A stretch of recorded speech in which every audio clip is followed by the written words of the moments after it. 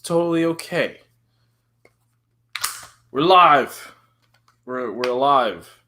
And sometimes when we're alive, we face situations of adversity. Sometimes these situations make us frustrated, anxious.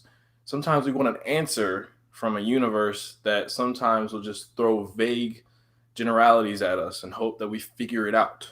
Sometimes we want us to just want the thing to be given to us straight. But if you ask Gus Dapperton, give it to Give It To Me Straight is a song, which actually seems to be depicting that same type of idea. Now, I'm gonna do the thing that I always do. I'm gonna throw that reach disclaimer. I'm about to take a massive, potentially massive reach on what I think this song is about. So Gus Dapperton is a very interesting artist that was actually introduced to me by Ruble.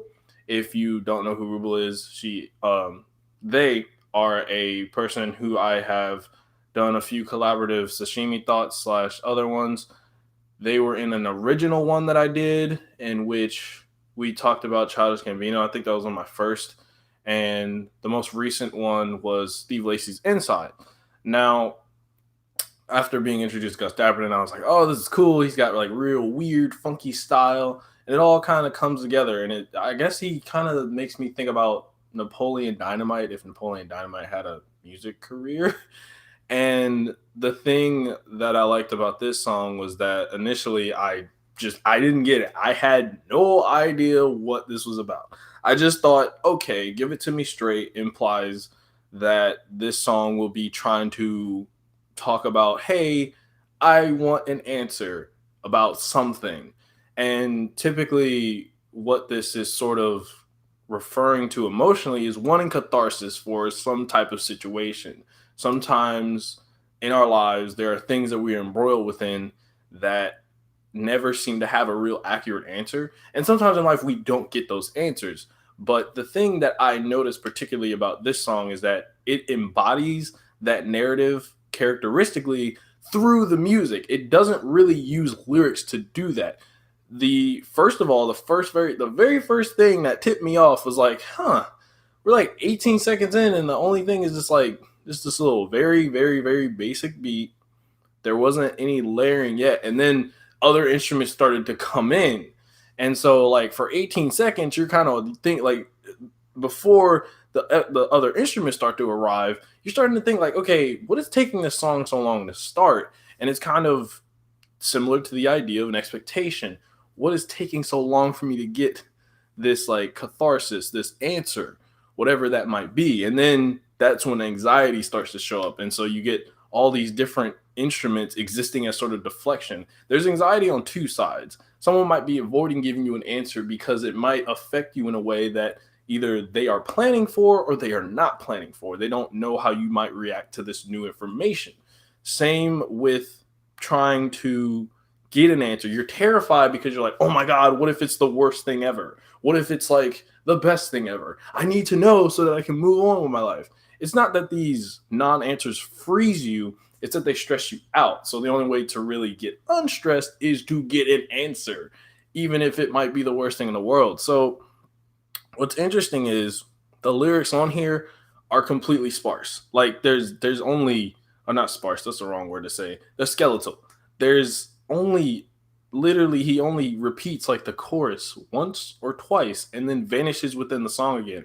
And again, I think what's happening here is that this song is actually mirroring the the two reactions to trying to give an answer straight and trying to avoid, or trying to get an answer straight and trying to avoid giving that answer.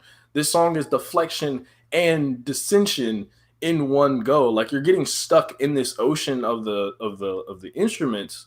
And what I think sonically this represents is sort of getting lost in the deflection so many times that you're just getting frustrated. And the only thing you can say is give it to me straight, hoping that gets you some type of answer.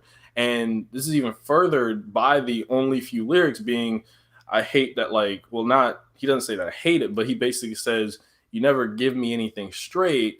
And then follows that up with a, how was your day?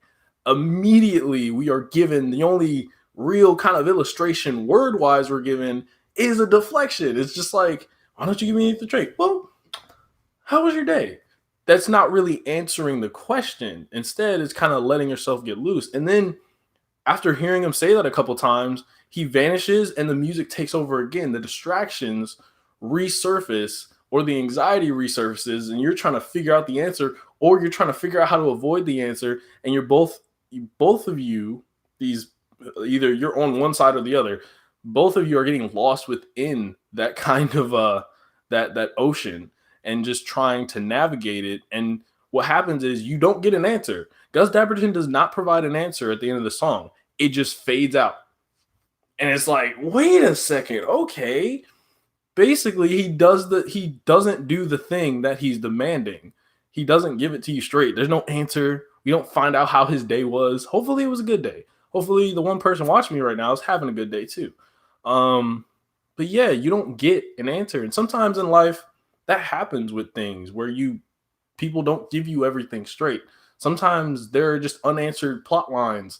And I mean, I know we say this about movies, why does it have plot holes? But sometimes in life, there are just some plot holes where we're never going to be able to fully address those things. And we have to just keep moving, even if there are things that we will never be given straight. It just sounds like a weird, like, straight pride type thing, even though straight pride is not a thing and doesn't need to be a thing. It just sounds like some ridiculous slogan. Give it to us straight or not at all. But horrible pride aside, yeah, I just thought it was interesting that the music itself is a character here, and it's more characteristic than the actual lyrics. And I really like the way that Gus uses our thank you. Let me make sure I say your name right. Is the J silent? Is it Jonathan Morales? If so, I hope I got that right. Thank you. I don't know if it'll show the comments in the video, but since I'm doing this live, people can interact. And nice person here. Oh, Jonathan? Is it basically Jonathan Morales? And I messed up. It's fine. Mistakes happen. But yeah. So yes, got it. So yeah, anybody who's wondering why, if you're watching the replay of this video, I'm talking to the screen, it's because there's a chat and you can say things. But yeah, Gus Dapperton's song really does exemplify that idea of not being given something straight. The anxiety that comes is actually twofold, from avoiding doing something to actually trying to get something and freaking out about it. I thought it was interesting, and I kind of like that this song was able to tell a legitimate story without needing too many lyrics. I mean, I think a lot of stories can do. I mean, well, I think a lot of songs can do that. So I shouldn't say that if it's like, oh my god, it's the most newest thing, and like I can't believe I never knew this. It's just always interesting to see characteristics be brought out through sound and not always have to be like distinctly within the lyrics. There's good lyrics, there's good storytelling, but they can be done in different ways. It sort of just goes back to the whole ideal that a lot of creative teachers kind of push: show, don't tell. Try to avoid saying as much, which is just ironic considering my whole channel is based off of me doing this the whole time. But it's fine. I can't really illustrate sound waves from my speaker, so I don't really know. But yeah, if you guys have listened to Gus Dapperton's song, did you like it? Did you have fun being distracted and confused and being like more bemused than confused? Because like I said, when I first listened to this, I was like, okay, something's not right here. Because the beat just taking forever to, oh, there it goes. And then I'm like, when is he going to say anything? And he doesn't say anything until like the 2-minute mark. That's crazy. 2 whole minutes without him saying anything. And I'm like, did I just get, it's just an instrumental? We just, okay, he's making a beat tape, whatever. And then 2 minutes, we start hearing like, and I'm like, oh, the song's starting. Because the song is actually only 4 minutes, but it feels like it. Please, definitely go take a gander, Jonathan. Go take a gander. You probably might like it. If you never listened to Gus Dapperton, I'm not really good at doing recommendations, but if you like that song, you'll probably like others. He's released a few throughout this entire year. And pretty much, yeah, his slate's pretty good as far as he has weird stories intertwined, and I think that's why I kind of like his narrative that he portrays, especially in this one, because again, I didn't see this coming. I was like, oh, another one Spotify sent me. I'm gonna listen to it and I'm gonna say things, and people on the internet might or might not like what I say. And then I was just like, okay, let's listen to it. So yeah, take a gander, take a listen. Always invite yourself to new experiences, unless you don't invite yourself to someone's house.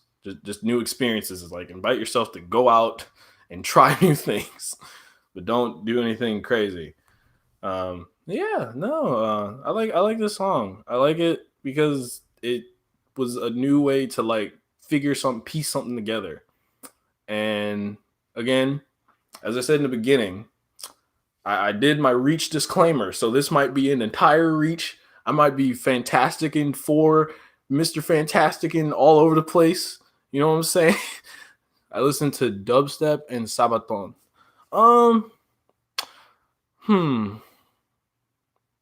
You probably might like it. You might like it. I don't know. I haven't listened to dubstep in so long. Like, I think the last I listened to it with like a legitimate intent was probably middle school or high school. And then Sabaton, I need to listen to. Not just because the name just sounds like legitimately cool, but just because like, you know, new things. I can't I gotta practice what I preach. I'm not out here slapping the Bible at the church, but then getting in my Lamborghini and being like, man of the people. Sabaton is power metal band. Oh, it's a power metal band. It's not even a genre. I feel silly. But oh, okay. Sabaton's power metal. And if you haven't heard of them, no, clearly as I've shown, I did not. I did not hear of them because yeah, metal is an interesting genre to me. I've had a weird relationship with it, Grew up on my, new metal, Linkin Park stuff, and then I kind of fell out of metal. But I might like it. I might like it. I might try it. I might I might listen to that. Right now on my slate of things, I think after this I'm gonna do two more songs that recently came out, and then Ginger will be the album that came out with Brockhampton. I'm gonna do an album Odyssey for them, so that's gonna be next on the slate. Oh, give it to me straight. If you like funky stuff, you probably will like this. I guess that's the best thing to say. It would be cool if you could do an analysis of a specific song that I fell in love with, Fields of Verdun. I will say that I will listen to it, but I cannot put a guarantee sticker that I will do a video on it. However, if the time frame and the universe and everything comes together in a perfect machination, I'll do it. But I don't want to like make a promise. I don't want to disappoint you like that. That's completely honest. Thank you. Thank you. Thank you. Is life is difficult at times and it is not linear. So, you know. I think this has been great stream. I did not expect to get interaction today on this one, but it did. And it's really nice to meet you, Jonathan Morales. You were cool. Thanks for interaction.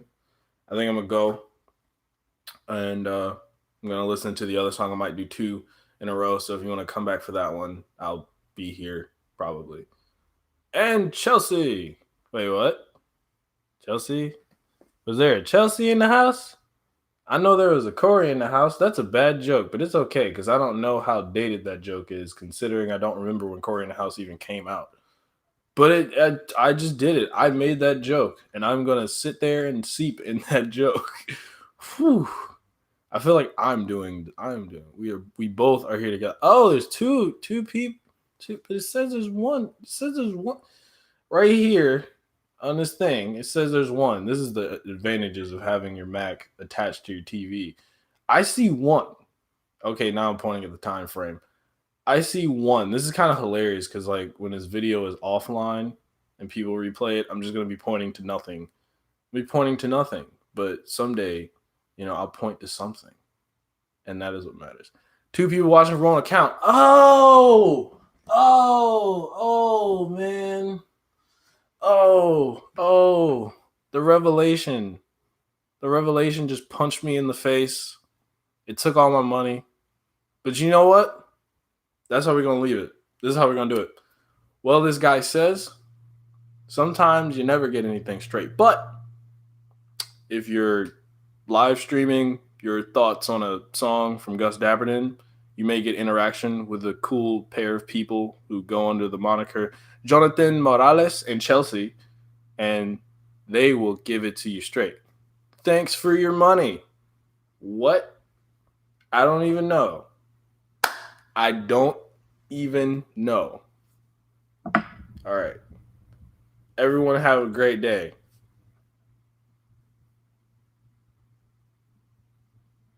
Oh, I'm out of the... Wait, no, I didn't hit the wrong... I hit the wrong button. Wrong button.